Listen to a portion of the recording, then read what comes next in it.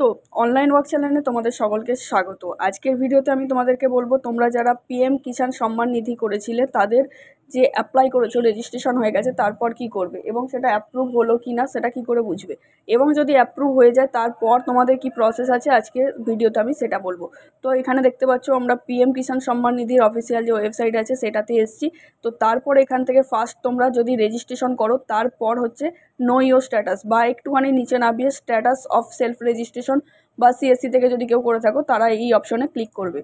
Click করার পর এখানে আধার নাম্বারটা দেবে, তো আমি এখানে আধার নাম্বার দিয়ে দিচ্ছি। তারপর ক্যাপচার দেবে, তারপর সার্চ অপশনে ক্লিক করবে।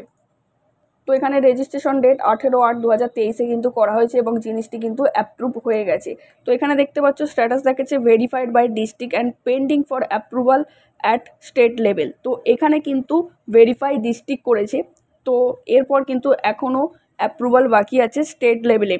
তো ওটা কিন্তু স্টেট ভেরিফাই করবে, তো ভেরিফাই করার পর অ্যাপ্রুভ করে দিলে তখন কিন্তু তোমরা বেনিফিশিয়ারির আওতায় চলে আসবে।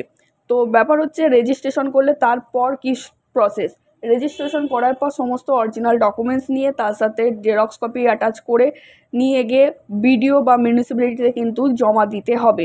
জমা দেওয়ার 1 সপ্তাহ 15 দিন 20 দিন পর এটা চেক করবে। যদি অ্যাপ্রুভ দেখায় ভালো, যদি দেখায় যে এখনও ডকুমেন্টস পেন্ডিং আছে কিন্তু অনেক সময় জমা না দেওয়ার জন্য এটা রিজেক্ট করে দেয়, তো বলবো তোমরা এটা কিন্তু অবশ্যই আগে জমা দেবে বিডিওতে বা মিউনিসিপ্যালিটিতে।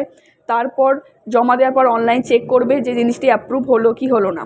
তো অ্যাপ্রুভ হওয়ার পর দেখতে পাচ্ছ এখানে কিন্তু ডিস্ট্রিক্ট অ্যাপ্রুভ করেছে, বাট এখনও পর্যন্ত স্টেট লেভেল অ্যাপ্রুভ হয়নি, এখনও পেন্ডিংয়ে আছে। তো এগুলো কিন্তু বেশ কিছুদিন অন্তর অন্তর তোমরা চেক করতে থাকবে।